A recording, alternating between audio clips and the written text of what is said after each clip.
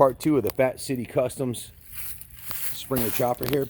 We were just talking about the overall layout of the bike, in the seat. You got what, maybe 100 screws drilled into this? Screwed in, nutted, yeah. We put a little cushion underneath there.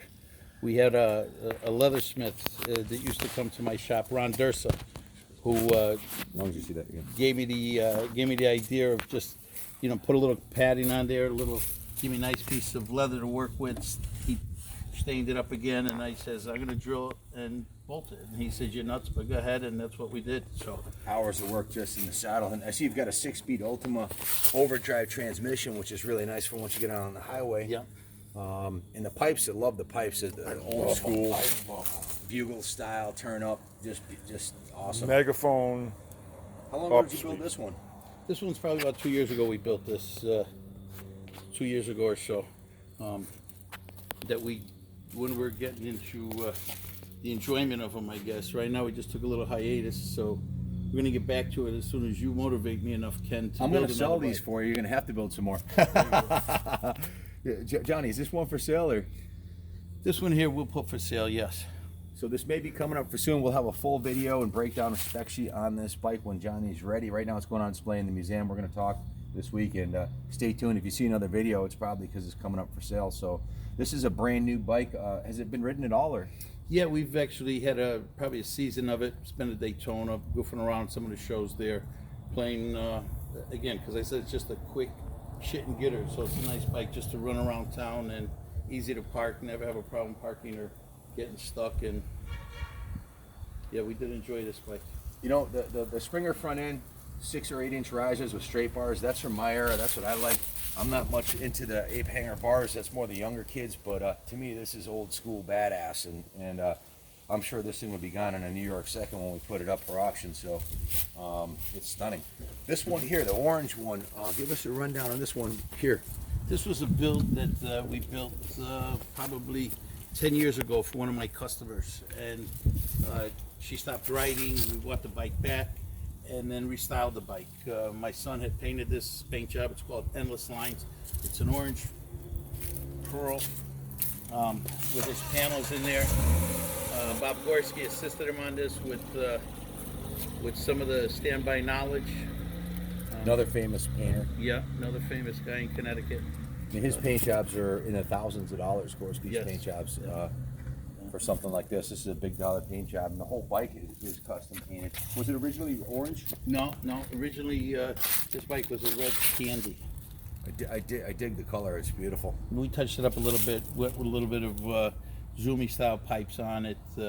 Again, this is the RevTech 100 cubic inch with the pan tops. This is not a Panhead. It's actually an Evolution with the pan tops on it. That's about 100 horsepower motor out of the Yeah. crate, isn't it? Yeah. I've seen their advertisements. Yeah. They advertise one horsepower per cubic inch. And I had a RevTech 100 cubic inch if you Google Harley Davidson FXR, the wild thing, you'll see an 87 FXR with a RevTech 100 cubic inch motor. This motor, and that was putting down 100.5 at the rear wheel. At the crank, who knows? But we tested it on the dynos, 100.5. Had an inverted front end and Olin shocks. That was a road burner. That was a wheelie machine. These are really good performance motors. For this one here, we put a little bit of the Yapes. I know that you said this wasn't your era, so I we still- did a little bit of modern style. Nothing against them. I just Touched up. dig the straight bars on Yeah, that. You know. give it a little bit more of a chopper feel. Yeah, absolutely. That one looks like it would hold its own, and it's a good street riding machine. I like the rake on it, but teach their own. I mean, and that's a simple thing to change. If you decide you want Yes. drag bars, it's no big deal. If you want to go with 20-inch apes, that can happen too. So anything you want done, Johnny builds custom bikes from the ground up. Anything you can dream up, this guy can build. So it's kind of like there's not too many custom shops out there anymore that can do this kind of work, with the paint and the handcrafting of leather work and metal into your dream coming to reality. So look them up online, give them a call. He's right here in Middletown, Connecticut. If you want a badass custom machine, these two this is the one coming up for sale too? Yep. This one's gonna be coming up for sale. So stay tuned. The next video on this, we'll actually do a demo in here running. I can imagine with these 2-inch pipes, this thing must sound nasty, huh? Sounds beautiful. It lets everybody know that you're coming around. Yeah. There'll be no sneaking around on the orange chopper. It wasn't me with the straight pipe orange chopper. Honey, and parked in front of that place is a little cute. Now here we go to a more classic. This thing here, when I saw this, my heart skipped a beat, man. Because if you know me well, you know my favorite color combo on a classic Harley is black and white. I don't know why. This is just something right about it. You know, it's the profile. Come around this side, Carl. The side, this rear quarter view right here. This front end is a replica of the 49. It's an original 58 Harley, but this front end was pretty much the same since 49, right? They came out with the Hydroglide the first year. The first year. And this is a very, very significant model. Carl got excited when he saw it. He's like, "Oh, it's Christmas." This one's maybe coming up for sale. Also, possibly. We will sit down and chew the fat on that. This one's going to be expensive, folks. I'll warn you straight up. This is if you're interested, give us a call. First year dual glass. Yep, 860-454-7024. If you happen to be interested in one of the bikes, you're probably better off waiting until we do the video and put the auction up. But this bike here is a first year of the swing arm. They went from a hardtail to a swing arm. Huge improvement, and they still retain the 4 or 5 inches of travel in the seat. So this is a bike you can get on and ride to Sturgis from Connecticut, ride across country. The motor's brand new. The bike's just been completely rebuilt from the ground up. It's like a new motorcycle, but it's a 58, and it's all OEM Harley parts. Tell us a little bit about, and then I left up, I'm sure I left a lot out, Johnny. Well, this bike here came to me, but one of my customers had it for maybe 20 years in his garage, and he just said that I'm going to pass it on, and chose to pass it on to me. So I've owned it probably the last 4 years or so, sitting on a lift, and said it's time to get to the 58. I was born in 59, so I know nothing about this bike. So I was just a little bit hesitant to build it, so I said, well, let's just let it sit down and until we decide what to do. And then beginning of this year, with the help of Louis Spada from Mainline Cycle in Portland, he said, bring the bike up, let's get this bike running, let's see if we need what we need. And next thing you know, he brought me the frame, and he says the bike's probably 85% original. Wow. The bike is worth to restore. So, and then we took it from there. We put the paint job on it. We did the frame on it, and Louis pretty much did the rest of the assembly because that's his era, where he knew what was what wasn't, and what should be and what shouldn't be. So, as you see it, I want to say it's probably 90% Harley Davidson. Even I want to say here, I take this as a bit of an accomplishment. It's the neck lock on the 58s, and it has the steering damper. Yeah, it never works. Anytime you run across the 58 and you see the neck lock that doesn't work, it's because it's been sitting there for 61 years, all frozen up. This one works. That one looks this like, one works. Like it just came out of the Harley factory. We took it apart and made it work. So, you know, when you look at the side profile of this bike, come over this side for St. Carl.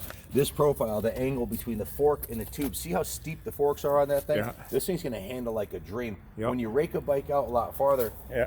around town, it's and around corners won't handle. This is a bike that'll handle, like let's say you're going up to New Hampshire to Americade, and you're right up Route 9 on the side of the lake with all the corners and stuff. This is going to be a great handling bike, and it's got the telescopic Hydroglide front end and the twin shocks on the rear and all the travel on the seat. This is a bike you can ride for hours and get on it and go 250 miles and turn around and come back. I mean, this is a kick-ass machine, and one I wouldn't hesitate to ride cross country. And the other thing, look how thick these tires are. Check this out. Check out the side profile of this tire. This tire is probably 5 inches from top to bottom. You run about 25 pounds in this thing, maybe 28 pounds. 30 max, and you got a lot of suspension and road absorption from the white wall tires, which are brand new. So just a beautiful piece. These are becoming really rare. There's more of these, I think, in Japan now than there is in the US, because a lot of them are getting exported, unfortunately. But being honored that this will be in the museum on display if you want to come take a look at it. It's going right next to our 66 first year shovel head that we have in the museum on display. So, Carl, is there anything you want to comment about? I just want to. You don't see 3.5 gallon fat bobs too often, and these are probably. Oops! Oh yeah, here I go. These are probably the nicest ones I've ever seen in my life. Okay, they're stunning. Shot at the. Look at the brass work on here. Okay, I already shot this over here, but check this out right here, Ken. Just beautiful. Hydroglide. Check out the script on that. Just stunning. Okay, this machine is awesome. There's no other way to describe it. And also a very significant motorcycle in the history of Harley Davidson. Right. The first year of a swing arm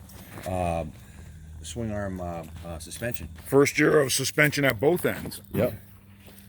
So This thing is beautiful. definitely a great day here at the museum to have these come in, huh, Carl? Yes, yes. I've been waiting for one of these for a long, long time here, and as bad as I want to see it sold, I really want to see it stay. That's what we're gonna put the price high. It'll stay for a It little while. almost sounds like you bought it. You got my best sales pitch If he had going. the money, he'd buy it, you know. telling So you. not everybody's got an extra thing is 30,000 gorgeous. kicking around, but That thing is gorgeous. what a stunning. This profile right here. This is check this profile out right here. Yeah. This, folks, if you look in Wikipedia what a motorcycle is supposed to look like, bingo, right there. That's the money shot.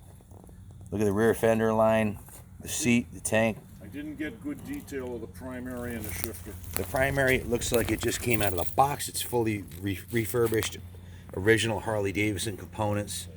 Just freaking stunning. Johnny, you mind if I try to clean that pipe a little bit? Yeah, no, help yourself out, do whatever you want to do. Brand new chain and sprockets, brand new tires, all new hoses on the hydraulic lines. Everything's beautiful. OEM running boards. That's the horn, I believe, right? Yep. Just beautiful. That's the start of the horn. The horn's coming out through the jug and off to the other side. Yep, it's got what do they call that type of a horn? Those bugles. Bugles. Horny horn. It's a loud horn. So really looking forward to running this for you guys in the video. So just to summarize, we got the 58 Pan, the 88 cubic inch Springer hardtail orange. Is there a name for this bike? Sometimes guys name their bikes, you know. But then we got a Springer Evo number 5. Then we have Dimitri's 88 FXR club style bike. Anyways, thanks for watching so far. Stay tuned. We'll have individual videos of these bikes coming up in the near future. And as always, God bless America.